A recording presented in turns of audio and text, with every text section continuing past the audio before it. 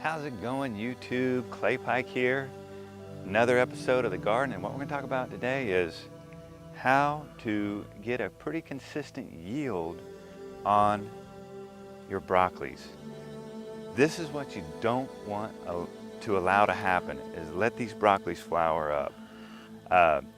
If you're smart about it, you keep picking the small little sprouts. Now these have already, this broccoli here has already been harvested. The main head has already been harvested.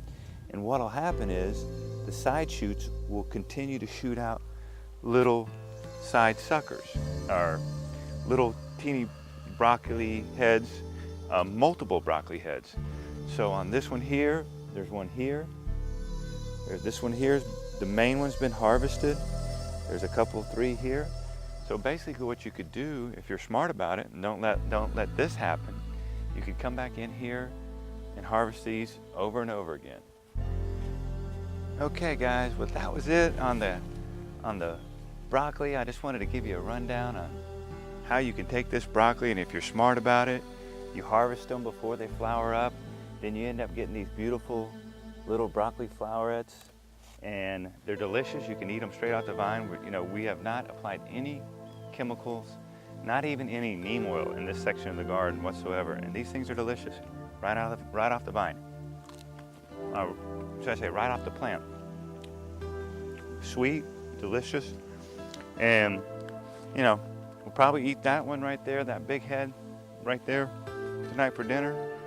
And if I'm smart, I'll go through and cut all the flowers off. I just enjoy looking at them. I can't help it. We got this patch over here. Right now we're on the south side of the pole barn in this section of the garden. And just to let you know, this whole area, this is the second planting. We had this whole area planted out previously. Where I'm standing was a couple of rows of tomato plants.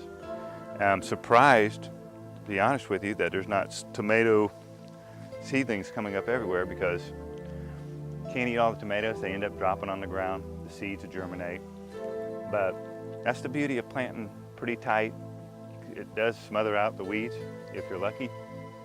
But I can honestly say I haven't even weeded any of this area at all this year.